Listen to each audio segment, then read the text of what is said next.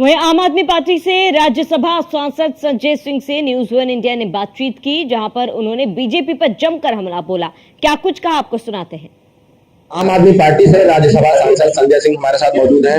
Sir, चुनाव से पहले तमाम जो है भारतीय जनता पार्टी की तरफ से दावे किए जा रहे थे कि हिंदू उनका है।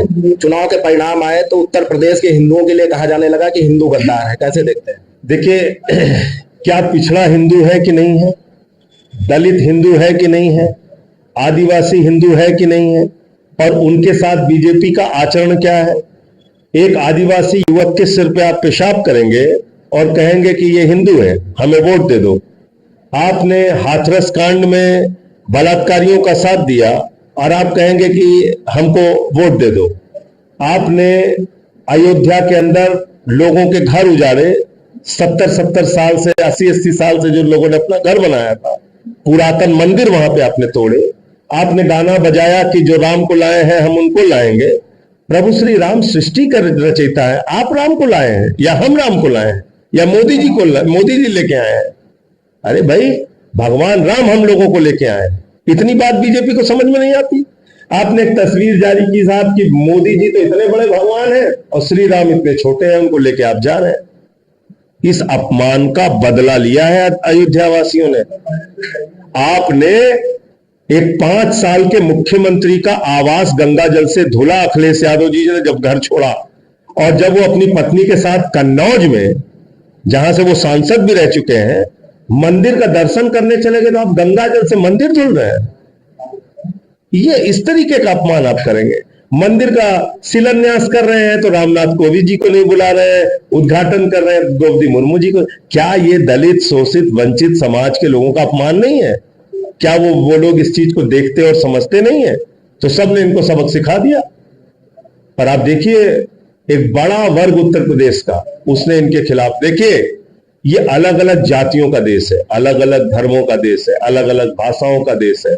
हम विविधता में एकता वाले देश, हम कोई पाकिस्तान तालिबान थोड़ी है। यहां तुम अपना नफरत का एजेंडा चलाओगे, हिंसा फैलाओगे, गाली गलौज करोगे, दिन रात मारोगे, पीटोगे, तो आपको सब भगवान बना के रखेंगे। चल गया 10 साल, अब घर बैठो। प्रधानमंत्री बन गए, ठीक है, 6 महीने ज्यादा सरकार चलेगी नहीं। सर, पीडीए का फॉर्मूला क्या उत्तर प्रदेश में काम आया कि जिस तरीके से इंडिया गठबंधन ने बड़े पैमाने पर सीटें जीती, बड़े बड़े चेहरे चुनाव हार गए? बिल्कुल काम आया, लेकिन साथ साथ मैं ये भी जोड़ना चाहता हूं कि इस बार ठाकुरों को भी गाली दिया इन लोगों ने। दिया नहीं दिया बताइए आप? इनके केंद्रीय मंत्री हैं, क्षत्रिय समाज के बहु बेटियों पे सवाल उठाया उन्होंने।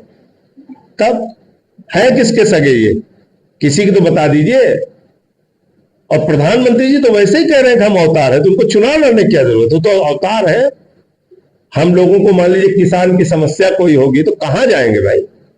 वो तो अवतार है, वो कह रहे हैं हम अवतार है।